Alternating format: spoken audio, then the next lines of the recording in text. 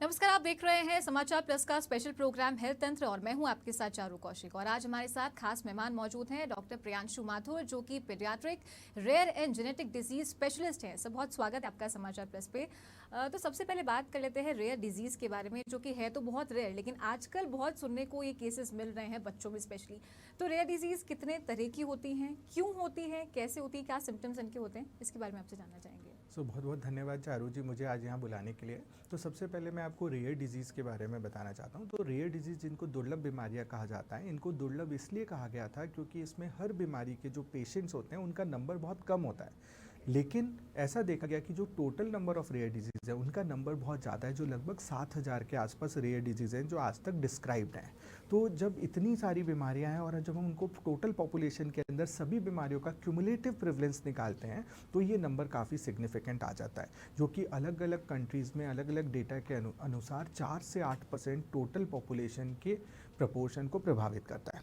तो rare disease इसलिए अब रेयर नहीं है। दूसरी एक इम्पॉर्टेंट बात है कि ज़्यादातर जो रेयर डिजीज़ होती है वो जेनेटिक डिसऑर्डर्स होते हैं। तो जेनेटिक डिसऑर्डर्स मतलब जीन में विकार की वजह से होते हैं। तो पहले अगर हम बात करें 2010 से पहले जेनेटिक टेस्टिंग की सुविधा उपलब्ध नहीं होती थी, इसलिए इन बीमारियों की जड़ तक नहीं जा पाते थे। बट 2014-15 के बाद में और ख़ास तौर पे 2020 के बाद में जेनेटिक बीमारियों की टेस्टिंग बहुत ईजीली अवेलेबल हो गई, जो इंडिया में भी 12-15 जगह पर अब होने लग गई है। इनकी जाँच होने की वजह से इनकी बीमारी की जड़ तक पहुँचने लग गए, इसलिए अब ये हमें देखने को ज़्यादा मिल रहा है।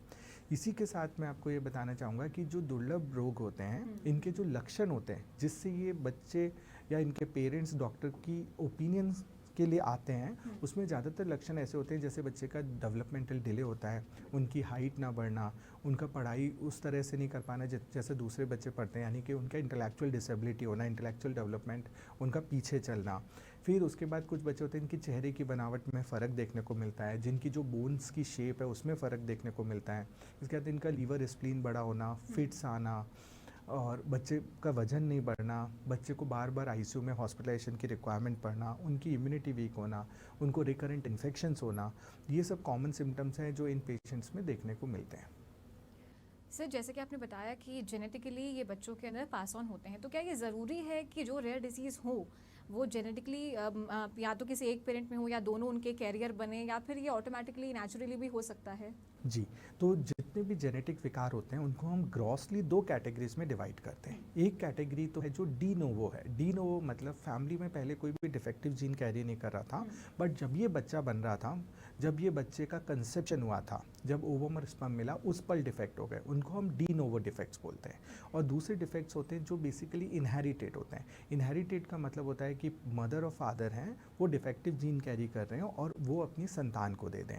तो इसको बेहतर समझने के लिए आप ऐसे समझ सकते हैं कि जितनी भी जेनेटिक बीमारियां हैं उनको कुछ कैटेगरीज में डिवाइड किया गया है। एक कैटेगरी जिसको हम बोलते हैं ऑटोसोमल डोमिनेंट, दूसरी कैटेगरी उसको बोलते हैं ऑटोसोमल रिसेसिव, इसी तरह एक्स लिंक्ड डिसऑर्डर्स और माइटोकॉन्ड्रियल डिसऑर्डर्स हैं। तो जो ऑटोसोमल डोमिनेंट कैटेगरी है इसमें जनरली मदर फादर खुद डिफेक्ट रखते हैं, उनको उसके लक्षण होते हैं और वो अपने बच्चे को पास ऑन कर सकते हैं। अगर सिंगल जीन डिफेक्ट है तो भी इन बीमारियों के लक्षण आ जाते हैं। ज़्यादातर डी नोवो म्यूटेशन, जो नए म्यूटेशन है, वो इसी ग्रुप में देखने को मिलते हैं। इसके अलावा दूसरी कैटेगरी है autosomal recessive. Autosomal recessive disorders में अगर किसी ऐसे इंसान की शादी ऐसे इंसान से हो जाए जो सेम जीन का डिफेक्ट कैरी कर रहे हैं, तो उनके बच्चे को उस पर्टिकुलर बीमारी होने की संभावना 25% होती है। जैसे कि मैं आपको एग्जांपल दूंगा, थैलेसीमिया, आपने काफ़ी कॉमनली इस बीमारी का नाम सुना होगा। थैलेसीमिया में अगर मदर भी कैरियर है, फादर भी कैरियर है, तो बच्चे को 25% संभावना है हर प्रेगनेंसी में कि उसको थैलेसीमिया मेजर हो सकता है। बट मदर फादर में चूंकि एक ही जीन डिफेक्टिव है, एक नॉर्मल है, इसलिए उनको उसके लक्षण नहीं आते, उसको थैलेसीमिया माइनर बोलते हैं। तो इसी में तीसरी कैटेगरी जो एक्स लिंक्ड डिसऑर्डर है। एक्स लिंक्ड डिसऑर्डर में क्या होता है कि जो हमारे गुणसूत्र होते हैं, जो हमारे गुणसूत्र पे एक्स क्रोमोसोम है उस पे जीन डिफेक्ट होता है। तो जनरली ये देखा गया कि प्राय ये बीमारी मदर कैरियर होती है और अपने बेटे को, जो मेल चाइल्ड होता है, उसको देती है। और लास्ट ग्रुप है जो माइटोकॉन्ड्रियल डिसऑर्डर्स है। ये भी एक काफ़ी बड़ा ग्रुप है जिसमें लगभग अब तक 100 से 200 बीमारियां डिस्क्राइब्ड हैं। इसके अंदर जो एनर्जी पावर हाउसेज हैं माइटोकॉन्ड्रिया, उनका डिफेक्ट होता है। तो जनरली ये भी ऐसा देखा गया है क्योंकि माइटोकॉन्ड्रिया अंडाणु के थ्रू आते हैं, तो जनरली मदर अगर इन डिफेक्ट्स को कैरी कर रही होती है तो उनके बच्चों को ये डिसऑर्डर्स हो सकते हैं। ओके, मतलब इन बीमारियों में ये चीज़ भी वैरी करता है कि अगर फॉर एग्जांपल फादर का कुछ कैरियर है, फादर के अंदर कुछ अगर डिसऑर्डर है तो वो फीमेल चाइल्ड में आएगा या नहीं, या मेल चाइल्ड में आएगा, और मदर के साथ में भी यही सेम सिचुएशन है?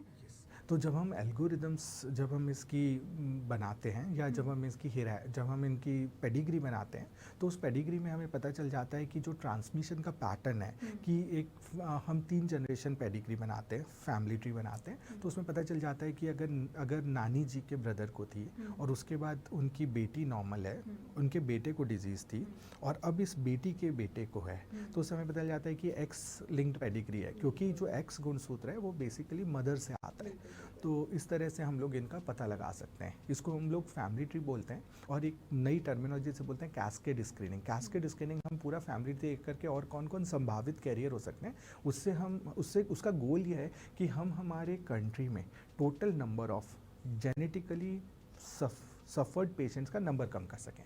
तो वो एक कंसेप्ट है जिसे कैस्केड स्क्रीनिंग बोलते हैं। सर, जो जेनेटिक डिसऑर्डर्स हैं, जो भी बीमारियां हैं, ये यूजुअली अर्ली स्टेज में पता चल जाती हैं, स्पेशली अगर बोन से रिलेटेड होती हैं या बच्चों की ग्रोथ नहीं होती है, तो क्या ये मैंडेटरी है कि ये अर्ली एज में ही पता चलती है या फिर एक सर्टेन एज यानी कि एडोलेसेंस में भी पता चल सकती है?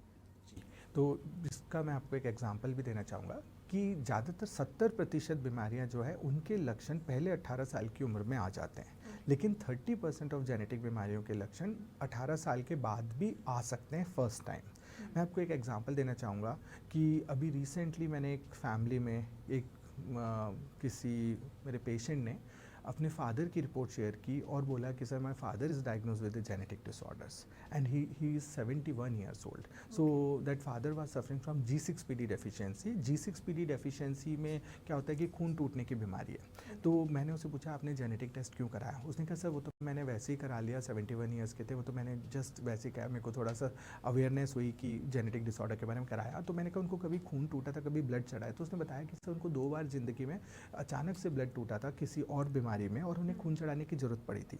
लेकिन जो मैसेज मैं यहाँ पे देना चाहता हूँ, चूँकि पहले जेनेटिक टेस्टिंग होती नहीं थी तो ये सब पेशेंट्स इवैल्यूएट नहीं होते थे।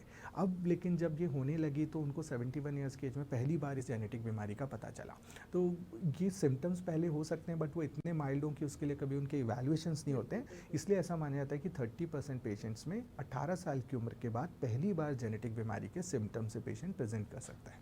तो कोई ऐसे पैरामीटर्स या टेस्ट हों जो बच्चों को क्या सिम्टम्स होते हैं छोटे बच्चों में, लाइक 2 to 4 ईयर्स के अंदर, कि ये डिसऑर्डर से पीड़ित हैं, ग्रसित हैं, तो इनके वो टेस्ट करवाने चाहिए या वो चेकअप करवाने चाहिए? अगर हम ग्लोबल सिनेरियो की बात करें तो ग्लोबल सिनेरियो हम टेस्टिंग 2 तरह से कराते हैं। एक तो जब पेशेंट को लक्षण होता है, दूसरा हम स्क्रीनिंग कर सकते हैं। स्क्रीनिंग का मतलब होता है कि जो बीमारियां पॉपुलेशन में कॉमन है लेकिन उस बीमारी के लक्षण अभी ऑनसेट नहीं हुआ है, सिम्टम्स अभी आए नहीं, हम उससे पहले उन बीमारी को पता करने की कोशिश करते हैं, तो उसे हम स्क्रीनिंग टेस्ट बोलते हैं। तो अगर हम पूरे दुनिया के सिनेरियो की बात करें तो अमेरिका की बात करें जो कि बहुत ही विकसित कंट्री है, वहाँ पे 1960 से रूटीन न्यूबॉर्न स्क्रीनिंग होती है। रूटीन न्यूबॉर्न स्क्रीनिंग का मतलब होता है कि जब बच्चा पैदा होता है उसी पल वो उसकी स्क्रीनिंग करके देखते हैं कि उनको हियरिंग डेफिशिएंट, कार्डियक डेफिशिएंट्स या फिर कोई मेटाबॉलिक एरर्स, तो मेटाबॉलिक डिसऑर्डर्स तो नहीं है। तो वहाँ पे वो ड्राई ब्लड स्पॉट लेके उनका ब्लड सैंपल लेके लैब में भेजते हैं और स्क्रीन करते हैं कि उनको क्या क्या जो बीमारी है, जो जेनेटिक बीमारी है, उनकी संभावना है। फिर उसका कन्फर्मेशन टेस्ट करते हैं। अगर वो कन्फर्मेशन टेस्ट है तो उसको बिफोर सिम्टम ऑनसेट वो उसका इलाज शुरू करते हैं। ये जो न्यूबॉर्न स्क्रीनिंग का कंसेप्ट है ये अब इंडिया में भी लागू हो चुका है और लगभग 10 स्टेट्स न्यूबॉर्न स्क्रीनिंग को रूटीनली कर रहे हैं और पता करने की कोशिश कर रहे हैं, जो कि अभी कम डिसऑर्डर्स के लिए शुरू है, क्योंकि हम सारे 7000 बीमारियों के लिए स्क्रीनिंग नहीं कर सकते। तो इसके लिए नियम जो बनाए हुए हैं ग्लोबली, वो बनाए हुए कि जो बीमारियां ट्रीटेबल होती जा रही हैं या जिनके लिए इजीली इलाज उपलब्ध है, उन बीमारियों को हम स्क्रीनिंग करके पता कर सकें ताकि हम बच्चों की ज़िंदगी की गुणवत्ता में सुधार कर सकें। तो सर, बात इंडिया की कर लेते हैं, हमारे देश की, तो कुछ रेयर डिजीज़ ऐसे कॉमनली स्टेट्स में देखे गए हैं जो क्योरेबल हैं, जिनका ट्रीटमेंट हो रहा है, लेकिन बहुत रेयरली वो पता चल पाता है, टेस्ट होते हैं, उनके चेकअप्स होते हैं तब। ये बहुत ही अच्छा सवाल है और मैं चाहता हूँ कि इस बात को सब लोग समझें। इसमें ये समझना बहुत ज़रूरी है कि इलाज दो तरह के होते हैं। एक होता है जो लक्षण आधारित इलाज होते हैं और एक होता है जो जड़ का इलाज होता है, जो रूट कॉज का ट्रीटमेंट होता है। तो कुछ बीमारी है जिससे मैं एग्जांपल दूंगा, जैसे कंजेनाइटल एड्रिनल हाइपरप्लेजिया करके एक बीमारी होती है जिसमें बच्चों की जो एड्रिनल ग्लैंड है उसमें हार्मोन्स के प्रोडक्शन रिलेटेड इश्यूज होता है। तो अगर हम इस बीमारी को बर्थ पे स्क्रीनिंग, इसका इवन इंडिया में भी रिकमेंडेड है, अगर बर्थ पे स्क्रीन करके अगर हम इस बीमारी को पता कर लेते हैं तो इसके लिए 2 दवाइयाँ उपलब्ध है जो कि हर बच्चे में हमें देनी होती है और वो बच्चा नॉर्मल ज़िंदगी जी सकता है। इसी तरह दूसरी कुछ बीमारी हैं जिसको हम मेटाबॉलिक डिसऑर्डर्स बोलते हैं, जिसमें ऑर्गेनिक एसिडीमिया कैटेगरी है। सो इसकी खास बात होती है ऑर्गेनिक एसिड्स की कि हमारी बॉडी में एंजाइम की कमी होने की वजह से हम इन ऑर्गेनिक एसिड को पूरा पचा नहीं पाते। तो इसके ट्रीटमेंट में अगर हम इसको बर्थ पे न्यूबॉर्न स्क्रीन से पता कर सकते हैं, अगर हम पता कर लेते हैं तो हम डाइट से उस कॉम्पोनेंट को हटा सकते हैं और उससे बच्चों की ज़िंदगी की गुणवत्ता में सुधार कर सकते हैं। इसके अलावा सिंपल कुछ विटामिन और सप्लीमेंटेशंस होते हैं, जैसे बायोटिन है, थायमिन है, पायरोडॉक्सिन है। तो ये सिंपल होते हैं जिनको हम देख करके उसकी ज़िंदगी को नॉर्मल कर सकते हैं। लेकिन यहाँ पे ये समझना बहुत ज़रूरी है कि हमने उसकी जीन के डिफेक्ट को करेक्ट नहीं किया है, बट हमने उसका लक्ष्य इलाज किया है। तो दुनिया में लगभग 450 ऐसी बीमारियां, रेयर डिजीजेस देखी गई हैं जिनमें लक्षण आधारित इलाज उनकी ज़िंदगी की गुणवत्ता में सुधार कर रहे हैं और उनमें डिसेबिलिटी, न्यूरो डेवलपमेंटल डिसेबिलिटी और डेथ को प्रिवेंट कर रहे हैं। सर, प्रेगनेंसी के दौरान क्या ऐसे पैरामीटर्स हैं कि टेस्ट किया जाए और अगर बच्चा जेनेटिक डिसऑर्डर से ग्रसित है, वो बीमार है या नहीं है, वो प्रेगनेंसी के दौरान पता चल सके? जी, ये बहुत ही अच्छा सवाल है। इसमें एक चीज़ आपको समझनी है कि जो हमारे गुणसूत्र होते हैं तो उन गुणसूत्रों पे जीन लगे होते हैं। तो लगभग ऐसा माना जाता है कि जो हमारे 46 गुणसूत्र हैं जो 23-23 के जोड़ों में हैं, तो उसमें एक 23 का जो जोड़ा है उस पे लगभग 30,000 जीन है। तो अगर कितना बड़ा डिफेक्ट है, अगर हमारे पूरा का पूरा क्रोमोसोम का डिफेक्ट हुआ है तो अलग लक्षण होते हैं, अगर हम उस क्रोमोसोम के कुछ हिस्से का डिफेक्ट हुआ है तो अलग लक्षण होते हैं, और उसमें अगर सिर्फ एक पॉइंट म्यूटेशन हुआ है, सिर्फ कुछ एक जीन के बहुत छोटे से पार्ट में हो तो अलग लक्षण होते हैं। तो जो हम प्री नेटल डायग्नोसिस करते हैं, जब हम मदर के पेट में हम डायग्नोसिस करने की कोशिश करते हैं तो वहाँ पे हमें 2 तरह के पैरामीटर्स इंपॉर्टेंट होते हैं। एक तो होता है स्ट्रक्चरल डिफेक्ट, स्ट्रक्चरल यानी बनावट की खराबी, और दूसरे होते हैं फंक्शनल डिफेक्ट्स, जो बच्चा जब पैदा होगा तो उसके फंक्शनल का प्रॉब्लम, जैसे फिट्स आना, डेवलपमेंट अफेक्ट होना। है तो जो स्ट्रक्चरल डिफेक्ट है उसके लिए जो सबसे महत्वपूर्ण है वो 12 वीक और 18 वीक पे जो हम सोनोग्राफी स्कैन करते हैं, दैट इज़ वेरी इंपॉर्टेंट। तो अगर हम उस स्कैन को 18 वीक की स्कैन को हम एनोमेली स्कैन बोलते हैं, तो उसमें जो आपका एंटीनेटल स्कैन होता है, अगर उसमें बच्चे की बनावट में, उसके ब्रेन के, हार्ट की, किडनीज की बनावट में खराबी होती है तो हम पता कर सकते हैं कि उसको कंजेनाइटल डिफेक्ट्स या जेनेटिक डिसऑर्डर्स होने की संभावना बहुत हाई है। दूसरे होते हैं जो functional defect, but functional defect के लिए हमको मदर के जो एमनियोटिक फ्लूइड होता है या कोरियोनिक वेलस सैंपल होता है वो लेकर के हमें उसमें जेनेटिक टेस्टिंग के लिए भेजना पड़ता है। लेकिन हम ऐसे ब्लाइंडली टेस्ट नहीं भेज सकते। टेस्ट भेजने के लिए हमें पता होना चाहिए कि उस पर्टिकुलर परिवार में या उसमें पहले किसी बच्चे में कौन सा जेनेटिक डिफेक्ट चल रहा है, तो हम उसको टारगेटेड टेस्ट बोलते हैं। और टारगेटेड टेस्ट करके अगर वो बच्चा डिफेक्ट कैरी कर रहा है तो ये पेरेंट्स की विल होती है whether they want to continue the pregnancy और they want to terminate it. क्योंकि हमने कुछ ऐसे भी एग्जाम्पल देखे हैं कि मदर को बताने के बाद भी कि बच्चे को जेनेटिक डिफेक्ट होगा, पेरेंट्स ने ऑप्ट किया कि they want to continue the pregnancy, और उनका तर्क ये था कि अगर ये बच्चा 3 साल भी रहेगा तो हम इसके साथ 3 साल की ज़िंदगी जीना चाहते हैं। तो ये पेरेंट्स का तर्क था। तो इसलिए ये नॉन डायरेक्टिव होता है, हम सिर्फ फैमिली को ये बता सकते हैं कि आपके बच्चे को ये बीमारी होने की संभावना है, लेकिन फिर ये उनकी विश है whether they want to continue with that child और they want to terminate that child. इसमें एक लास्ट पॉइंट ये होता है कि जो जानलेवा बीमारियां जनरली होती हैं उनके लिए यूजुअली पेरेंट्स ऑप्ट करते हैं कि टर्मिनेशन ऑफ प्रेगनेंसी करें, और कई बार कुछ डिफेक्ट्स होते हैं जो करेक्टेबल होते हैं पैदा होने के बाद, जैसे हार्ट डिफेक्ट्स हैं। सो हार्ट डिफेक्ट्स हैं तो बच्चा पैदा होने के बाद उसको रिपेयर किया जा सकता है सर्जरी करा करके, तो उसमें फैमिलीज आजकल फीटस को कंटिन्यू करने का plan. I am very keen to know कि ये तो नेचुरल प्रेगनेंसी की बात आपने बताई थी, जो आर्टिफिशियल कह लें या अननेचुरल जो प्रेगनेंसी है लाइक IVF है या सेरोगेसी है या और जिस भी तरीके से ये पूरा प्रोसेस होता है, क्या उसमें भी ये चीज़ पहले से पता चल सकती है सर? बिल्कुल। सो आजकल एक नई टर्म है जो काफ़ी कॉमनली अब सुनने को मिलती है, उसे बोलते हैं एम्ब्रियो ट्रांसफ़र। एम्ब्रियो ट्रांसफ़र का मतलब होता है कि भ्रूण को लैबोरेटरी में बना दिया जाता है और बनाने के बाद एम्ब्रियो को मदर के पेट के अंदर ट्रांसप्लांट कर दिया जाता है, यूट्रस में रख दिया जाता है। तो उसमें क्या होता है कि ज़्यादातर जहाँ पर मल्टीपल डिफेक्ट चल रहे हैं, जहाँ पे फादर मान लीजिए 3-4 डिफेक्ट कैरी कर रहा है, मदर 3-4 डिफेक्ट कैरी कर रही है, और उनमें बच्चे में जेनेटिक डिसऑर्डर होने के चांसेस बहुत हाई हैं, ऐसी फैमिलीज़ हैं, तो उस केस में वो लोग एम्ब्रियो ट्रांसफ़र कर सकते हैं। वो लैब के अंदर अपना ही अंडाणु और शुक्राणु देख करके एम्ब्रियोज बना सकते हैं, फिर उन एम्ब्रियो के जेनेटिक टेस्टिंग पहले कर सकते हैं और देख सकते हैं कि उन 10 एम्ब्रियोज में से कौन से एम्ब्रियोज नॉर्मल हैं।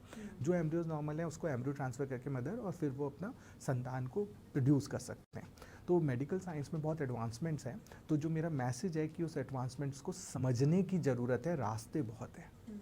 सर, तो मुझे नहीं लगता कि मतलब मुझे ये चीज़ आज पता चली, जैसे बातचीत की हम लोगों ने, तो लोगों को भी इस चीज़ के बारे में अवेयर होने की बहुत ज़रूरत है। लेकिन बात करें एक डॉक्टर की या उनकी टीम की, वो जाकर के अर्बन एरियाज़ में या रूरल एरियाज़ में लोगों को इतना नहीं कर सकते हैं जागरूक, इन सब चीज़ों को लेकर नहीं बता सकते हैं कि ऐसी चीज़ें भी आ गई। तो आपको क्या लगता है कि उसके लिए क्या मेजर स्टेप्स लेने चाहिए? बहुत अच्छा सवाल है। तो मैम इसके लिए मैं आपको एक चीज़ बताना चाहूँगा कि अभी एक रीसेंट स्टडी के अनुसार जो मेडिकल लिटरेचर है वो हर 72 दिन में दुगना हो रहा है।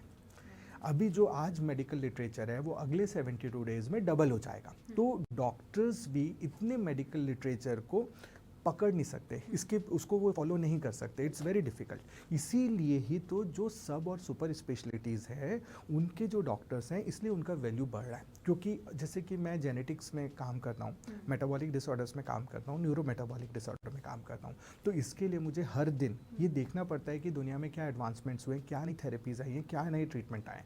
तो मेरी ये लोगों से आग्रह है कि जितने भी डॉक्टर्स हैं वो जिस भी एरिया में काम कर रहे हैं वो उसके अंदर जो एडवांसमेंट्स है हर दिन कम से कम आधा एक घंटा दें और उस पर्टिकुलर अपनी मेडिकल साइंस के एडवांसमेंट्स के बारे में वेल वर्स रहें, जिससे हम सोसाइटी को बेटर बेनिफिट दे पाएँ।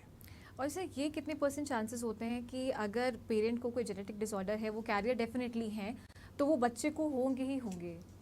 तो अगर पेरेंट्स को कोई जेनेटिक डिसऑर्डर, ये भी बहुत इंटरेस्टिंग है, अगर पेरेंट्स को कोई जेनेटिक डिसऑर्डर है और वो ऑटोसोमल डोमिनेंट है तो वो उनके बच्चे को जाने की संभावना 50% है, क्योंकि हमारे जीन जोड़ों में है और फादर के पास मान लीजिए हम 21वें क्रोमोसोम पे एक जीन डिफेक्ट है बट उसकी दूसरी कॉपी नॉर्मल है, तो 50% चांस है कि उसको नॉर्मल कॉपी जा सकती है कंसेप्शन के टाइम पर। तो ज़रूरी नहीं है कि अगर फादर ऑटोसोमल डोमिनेंट से ग्रसित है तो बच्चे को 100% डिजीज़ होगा ही होगा। अगर ये ऑटोसोमल रिसेसिव डिसऑर्डर है तो ऑटोसोमल रिसेसिव डिसऑर्डर में भी सेम प्रिंसिपल अप्लाई होता है, क्योंकि जीन की एक ही कॉपी जाएगी, एक मदर से आएगी, और अगर मदर नॉर्मल है तो वो बच्चा फिर नॉर्मल होगा, बट वो कैरियर हो सकता है, वो अपनी अगली पीढ़ी में बीमारी ले जा सकता है। बट इस चीज़ पर डिपेंड करेगा कि उसकी शादी किससे हो रही है। अगर उसकी शादी सेम डिफेक्ट कैरियर से हो रही है तो उनके बच्चे को बीमारी का रिस्क होगा। और यही अगर बात करें अननेचुरल प्रेगनेंसी के अंदर, जैसे कि डॉक्टर्स भगवान होते हैं, तो वो इस चीज़ को वहाँ पे क्योर कर सकते हैं उस प्रोसेस के दौरान? अभी जो रीसेंट एडवांसमेंट्स हैं उसमें ये कोशिश की जा रही है कि एक नई टेक्नोलॉजी आई है जिसको हम बोलते हैं GTHSCT।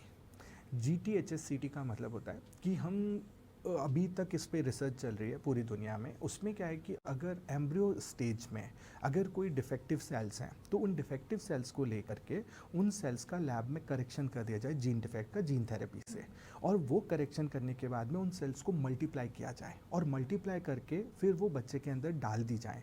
तो इसको GTHSCT बोलते हैं। इसके अंदर बच्चों के अंदर हम नॉर्मल बच्चे को नॉर्मल कर सकते हैं। इवन वो अपना जो जेनेटिक मटीरियल ऊपर से लाया उसमें जीन का डिफेक्ट है, बट हमने जेनेटिक करेक्शन जो जीन एडिटिंग है या जीन थेरेपीज़ हैं हमने उसी स्टेज में कर दी जिस स्टेज में वो भ्रूणावस्था में था। तो ये टेक्नोलॉजी अभी ट्रीटमेंट के लिए अवेलेबल नहीं हुआ है, लेकिन उम्मीद की जा रही है कि आने वाले टाइम में ये टेक्नोलॉजी भी दुनिया में उपलब्ध हो पाएगी। सर, जैसे आपके पास पेशेंट्स आते हैं और अर्बन एरिया से भी आते हैं, रूरल एरिया से भी आते हैं, तो आपने ये डिफ्रेंशिएशन देखा है कि जो रूरल एरियाज़ में जो लोग आते हैं जिनको समझ कम है, जागरूकता कम है, अवेयरनेस कम है, तो उन लोगों में ये केसेस ज़्यादा देखे जाते हों? उनमें रिकरेंसेस ज़्यादा देखने को मिलती है। जहाँ पे जागरूकता की कमी है वहाँ पे बीमारियाँ एज सच ज़्यादा नहीं हो करके उनकी वजह, उनमें जागरूकता की कमी होने की वजह से अगर एक बच्चे को जेनेटिक डिसऑर्डर है तो वो अगले बच्चे में उस जेनेटिक डिसऑर्डर को रोकने के लिए प्रयास नहीं कर पाते या उनके पास फैसिलिटीज़ अवेलेबल नहीं होती। जैसे फीटल मेडिसिन करके एक बहुत इंटरेस्टिंग स्पेशलिटी है जो भ्रूण के डॉक्टर्स होते हैं, वो भ्रूणावस्था में बीमारियों को पकड़ने का काम करते हैं। तो वो स्पेशलिटी सब जगह पर उपलब्ध नहीं है। इस वजह से क्या होता है, ये बीमारियों की पहचान नहीं हो पाती, तो इसलिए वहाँ पर मल्टीपल फैमिली मेम्बर्स इन बीमारियों से सफ़र करते हैं। बट बड़े शहरों में आजकल जैसे जयपुर है, जोधपुर, उदयपुर, कोटा, बीकानेर में ये सुविधा अब उपलब्ध है। तो वहाँ पर इन बीमारियों को रिकरेंसेस रोकने के लिए हम लोग बहुत हद तक अब प्रयास कर पा रहे हैं, कदम उठा पा रहे हैं। तो सर, रेयर डिजीज़ कितने हद तक क्योरेबल है और क्योरेबल नहीं है? बहुत अच्छा सवाल है। क्यूरेबल की अगर हम बात करें तो क्यूरेबल का मतलब होता है कि हमने रूट कॉज को ही ट्रीट कर दिया। सो अभी तक मैं ये कहूँगा कि हम रेयर डिजीज़ को क्यूरेबल नहीं बोल सकते, हम इन्हें कंट्रोलेबल बोल सकते हैं। हम इनको कंट्रोल कर सकते हैं, हम इनके सिम्टम्स को कंट्रोल कर सकते हैं और पेशेंट की क्वालिटी ऑफ लाइफ में सिग्निफिकेंट इंप्रूवमेंट कर सकते हैं। हालांकि मैं कुछ एक एग्जांपल देना चाहूँगा, जैसे कुछ रिसेप्टर डिफेक्ट्स होते हैं। जैसे मेरे पास एक पेशेंट था, उस पेशेंट में ऑटिज़म के सिम्टम्स थे। ऑटिज़म के सिम्टम्स थे, उसके साथ में उसको थोड़ा सा न्यूरोलॉजिकल डिटीरियोरेशन था। जब हमने उसको इवैल्यूएट किया तो पता चला कि उसमें एक कैल्शियम चैनल है जो प्रॉपर्ली फंक्शन नहीं कर रहा, वो ज़रूरत से ज़्यादा काम कर रहा है, जिसकी वजह से बच्चे को सिम्टम्स आ रहे हैं। तो हमने उसको जब कैल्शियम चैनल ब्लॉकर दिए तो उसके बाद से उस बच्चे में सिग्निफिकेंट 1 महीने के अंदर सुधार देखने को मिला। तो इसको कुछ हद तक आप कह सकते हैं क्यूरेबल है, लेकिन हम डिजीज़ पैथोजेनेसिस की बात बोलें तो उसमें हम इसे क्यूरेबल नहीं मान सकते, क्योंकि रीज़न क्या है, हमने जीन का करेक्शन नहीं किया है। हमने सिर्फ उसके सिम्टम्स की रोकथाम कर दी और उसको जो दवाइयाँ दी है उसको लाइफ लॉन्ग देनी पड़ेगी। तो जितना मैंने सुना है और जाना है ऐसे केसेस के अंदर कि बात करें हमारी कंट्री की तो है हमारे पास सफिशिएंट मेडिसिन और ट्रीटमेंट पूरा, लेकिन ये ज़्यादा जो इंजेक्शंस होते हैं, रिसर्च जो होती है वो बाहर की कंट्रीज़ में की जाती है। तो क्या हमारे पास इतने पॉसिबल मेजर्स और ट्रीटमेंट है इन डिजीज़ को क्योर करने के लिए? जी मैम, जो हमारे अभी 2 तरह के ट्रीटमेंट डेवलप होते हैं। एक तो न्यू ड्रग और एक सेकेंड कैटेगरी होती है ड्रग रीपर्पसिंग। ड्रग रीपर्पसिंग एक बहुत इंटरेस्टिंग टर्मिनोलॉजी है। उसका मतलब है कि कोई दवाई किसी दूसरी बीमारी के लिए ऑलरेडी बनी हुई है और अप्रूव्ड है, बाद में देखा गया है कि ये कोई दूसरी जेनेटिक बीमारी के अंदर भी कारगर है, तो उसको हम फिर दूसरी उन बीमारियों के लिए अप्रूव कराते हैं, उसको ड्रग रीपर्पसिंग बोलते हैं। सो ड्रग रीपर्पसिंग के लिए अगर हम देखें तो बहुत सारी दवाइयाँ आजकल ड्रग रीपर्पसिंग की कैटेगरी में आ रही है, जो इन जेनेटिक और मेटाबॉलिक बीमारियों के ट्रीटमेंट में काम आ रही है। लेकिन अगर हम न्यू ड्रग डेवलपमेंट की बात करें तो न्यू ड्रग डेवलपमेंट के लिए बहुत ही ज़्यादा पैसा खर्च होता है, बहुत ज़्यादा फंडिंग चाहिए होती है, और उसके लिए आपको उतना मटेरियल, उतना स्ट्रॉन्ग सिस्टम चाहिए होते हैं, जो अभी हम ग्रोइंग फेज़ में है। मतलब हम इस एरिया में ग्रोइंग फेज़ में पिछले कुछ सालों में देखा गया है कि इंडिया के अंदर अब बहुत सारी कंपनीज रिसर्च एंड डेवलपमेंट में काम करने लगी हैं। जो हमारी जो सरकार है उनका मोटिवेशन और उनके प्रयास से वो इस पर बहुत ज़्यादा प्रयास कर रही है कि हमारे यहाँ पे इंडिजीनियस ड्रग डेवलपमेंट हो। आपने सुना होगा मेक इन इंडिया, तो जिसमें हम लोग सारी दवाइयों को हिंदुस्तान में डेवलप करने के लिए अब गवर्नमेंट प्रमोट कर रही है, जो कि एक बहुत ही अच्छा स्टेप है, जिसके रिजल्ट्स हमें अगले 5 से 7 साल में दिखने चाहिए। सर, अभी हाल ही में आपने एक रेयर डिजीज़ का ट्रीटमेंट किया था, सुनने में आया था स्पाइनल मस्कुलर एट्रोफी उसको था, जिसको 17.5 करोड़ का इंजेक्शन लगना था। तो वो आपका एक्सपीरियंस कैसा था उस बच्चे के बारे में, उस पूरे ट्रीटमेंट के बारे में, उस केस के बारे में आपसे जानना चाहेंगे। जी, ये बहुत ही एक डिफ़िकल्ट काम था जो हम बहुत लोगों के सपोर्ट से पूरा कर पाए। इसमें हमारे एडमिनिस्ट्रेशन से लेके हमारे हॉस्पिटल के सभी लोगों ने हमको पूर्णतः सपोर्ट किया, और ये एक जिस पूरे प्रोसेस में हमें 3 से 4 महीने का समय लगा, जिसमें बहुत ही lot of paper work we have to do, क्योंकि हम ये ग्लोबल, ये दवाई जो है ये गवर्नमेंट ऑफ इंडिया से अप्रूव नहीं होती, ये ग्लोबली अप्रूव होती है। सो इंडिया के बाहर से इंपोर्ट करनी पड़ती है। दूसरा जो सबसे बड़ा चैलेंज आता है कि इनका खर्चा कौन उठाए, तो उस खर्चे के लिए जो अभी तक, क्योंकि ये दवा DCGI से अप्रूव नहीं है, तो इसलिए इसके लिए जो क्लॉज है वो क्लॉज ये है कि पेशेंट को अपने लेवल पे इंपोर्ट करा जा सकता है और बच्चे को लगाई जा सकती है। तो ये चूँकि लाइफ थ्रेटनिंग डिजीज़ थी, इसलिए इसके लिए इंपोर्ट लाइसेंस पेशेंट ने खुद के बेसिस पे लिया, और उन्होंने क्राउड फंडिंग पोर्टल के थ्रू फंड जनरेट किया। सो मैं यहाँ पे एक बात आपको बताना चाहूँगा, गवर्नमेंट ने पहल लेते हुए national policy for rare disease 2021 develop करी, जो उसके अंदर उन्होंने क्लियरली मेंशन किया कि जो ग्रुप 3 डिसऑर्डर्स में आता है स्पाइनल मस्कुलर एट्रोफी, इसके लिए पेशेंट अब क्राउड फंडिंग पोर्टल के थ्रू फंड जनरेट कर सकता है, जिसमें जो वॉलंटरी डोनर्स हैं वो डोनेट कर सकते हैं और उसके थ्रू बच्चे का इलाज किया जा सकता है। इस पेशेंट में हमारा जो एक्सपीरियंस रहा, it was very difficult but we succeeded. हम सक्सेसफुल हुए और बच्चे की अभी कंडीशन बहुत अच्छी है। बच्चा रेगुलर फॉलोअप में आ रहा है and he is showing the response. उसके मसल के अंदर अब हमें सुधार देखने को मिला है। और जो ये पर्टिकुलर जीन थेरेपी है, क्या मोटिवेशन फैक्टर रहा कि जो हमने पेशेंट को हाँ करी कि हाँ हम इस जीन थेरेपी लगाने के लिए पेशेंट के साथ हैं, उसमें जो मोटिवेशन फैक्टर था वो डेटा था। जो ग्लोबल डेटा है उसमें लगभग 3500 बच्चों को ये जीन थेरेपी ऑलरेडी लगाई जा चुकी है दुनिया में, और उसमें जिस बीमारी में 100% डेथ रेट थी, वहाँ पे इन 3500 में सिर्फ 9 बच्चों को हमने दुनिया में खोया है, बाकी सारे बच्चे बच गए। तो जो सबसे बड़ी बात थी कि पेशेंट का सर्वाइवल बहुत अच्छा है। सेकेंड है कि ऐसा देखा गया डेटा में कि 50% ऑफ बच्चे इन टोटल जीन थेरेपी में से इंडिपेंडेंट वॉकिंग करने का पोटेंशियल रखते हैं। सो ये 2 चीज़ें हैं जो मोटिवेशन था। हालांकि जीन थेरेपीज तो और भी बन रही है, बट SMA की जो जीन थेरेपी है ये काफ़ी एफिकेसी शो कर रही है। सर, लोअर मिडिल क्लास ले ले या हाई मिडिल क्लास ले ले, उनके लिए इतना आसान नहीं होता है इतना फंड जुटाना। तो जीन थेरेपी इतनी एक्सपेंसिव होती क्यों है, इसका ट्रीटमेंट, ये भी। जी मैम, सो इस ये सवाल बहुत लाजमी है कि जीन थेरेपी इतनी महंगी क्यों है। देखिए मैम, इसमें 5-7 इंपॉर्टेंट पैरामीटर्स हैं जिससे ये हम समझ सकते हैं कि महंगी क्यों। पहली चीज़ है रिसर्च एंड डेवलपमेंट। सो कोई भी इसको बनाना आसान नहीं होता, कोई भी कंपनी को बहुत ज़्यादा प्रयास कर बहुत ज़्यादा फंड्स लगाने पड़ते हैं, उसके बाद उनको ये बीमारियों की दवा बनाए। दूसरा है कि जो सैम्पल पेशेंट्स बहुत छोटे हैं, पेशेंट बहुत कम है। अगर हम पेशेंट्स के नंबर की बात करें तो कोई भी दवाई जो बनाई गई है वो हो सकता है पूरी दुनिया में शायद उसके लिए 5000 ही पेशेंट्स हो और उसके बाद वो यूज़ ही नहीं आए जीन थेरेपी। तो कंपनी को बहुत बड़ा घाटा होने की उम्मीद रहती है कि उन्होंने जो रिसर्च का पैसा लगाया है वो हो सकता है उतने पेशेंट्स ही नहीं है। तीसरा एक इम्पॉर्टेंट इशू है कि अगर कोई दवाई बनाई और वो मार्केट में आई, उससे पहले बहुत सारी जो रेगुलेटरी अप्रूवल्स होते हैं वो इम्पॉर्टेंट है। बट कई सारी दवाइयाँ इस रेगुलेटर अप्रूवल के जो पैरामीटर्स हैं जो उसको क्रॉस नहीं कर पाती। तो बहुत सारी इंडस्ट्रीज़ जो दवाइयाँ बनाती है बट वो कभी मार्केट ही नहीं हो पाती बिकॉज, तो इसलिए जो इसकी लागत है वो इतनी ज़्यादा हो जाती है। सर एक आखिरी सवाल, स्क्रीनिंग की बात आपने बताई थी कि बच्चों मतलब ये और बाहर की कंट्रीज़ में होता है कि बच्चों की स्क्रीनिंग की जाती है उनके डिलीवरी होने के बाद में, बच्चे जब पैदा हो जाते हैं उसके बाद में। बात करें हमारे देश की, या ऐसे किस तरीके से अवेयरनेस फैलानी चाहिए या फिर हमारी गवर्नमेंट को ऐसे क्या मेजर स्टेप्स लेने चाहिए कि इन बीमारियों से बच्चे बच सके और अगर उनको ये बीमारियाँ हैं तो वो जल्दी उनको क्योर किया जा सके?